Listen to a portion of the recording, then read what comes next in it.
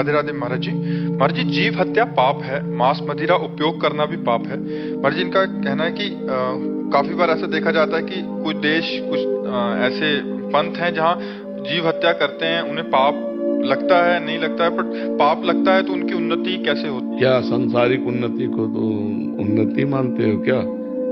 फिर जब दैवी आपदा प्रकट होती है तो सब नाश करती चली जा रही है।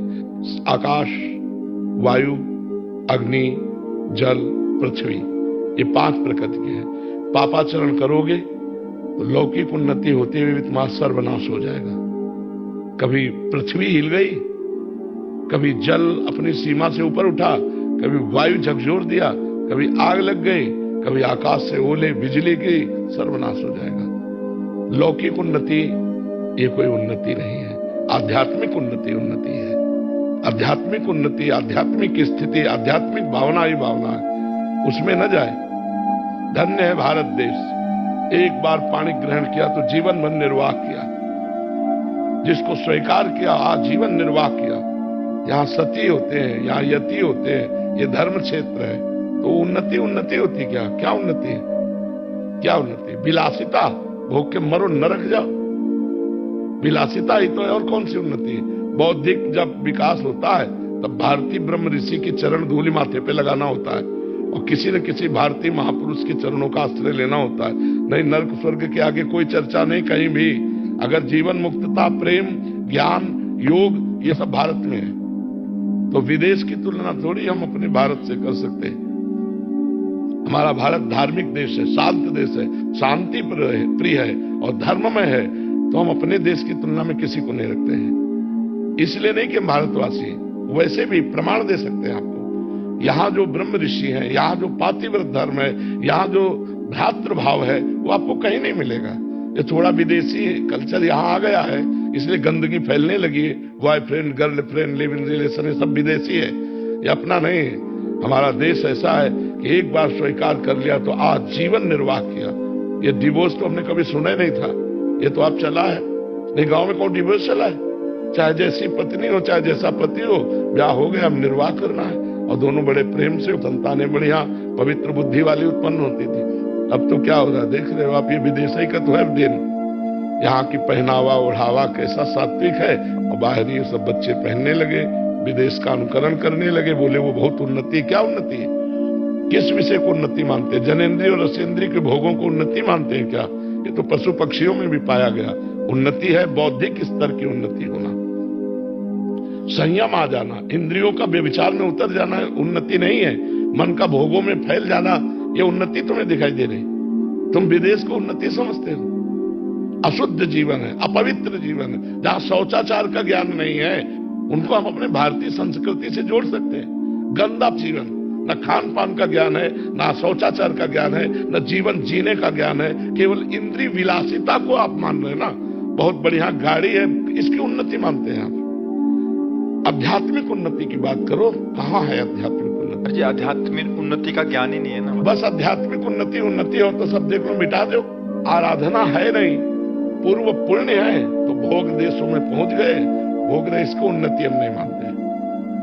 जितेंद्रियता को उन्नति मानते हैं, मनोनिग्रह को उन्नति मानते हैं, पवित्रता को हम उन्नति मानते हैं, भगवत भजन को उन्नति मानते हैं, हमारा ज्ञान विज्ञान प्रकाशित हो उसे मानते हैं। जी, जो जीव हत्या कर रहे हैं, इनका नवीन कर्म बन रहा है। बिल्कुल, और इसका फल स्वरूप और ज्यादा बिल्कुल दुर्गति को भोगना पड़ेगा, भोगना। और जो नई कार्य जो इसका संयम कर रहे हैं, हाँ, उनका पूर्व का जो पाप है वो क्षय हो रहा है, उनके नए पुण्य बन रहे हैं, आगे चलकर वो सुखी हो जाएंगे। सुखी महाराज जी, सुखी बाहर से सुखी या अंदर से? सुख का मतलब होता है चाह मिट जाना, अशांति नष्ट हो जाना, नाना प्रकार के भयों का नाश हो जाना।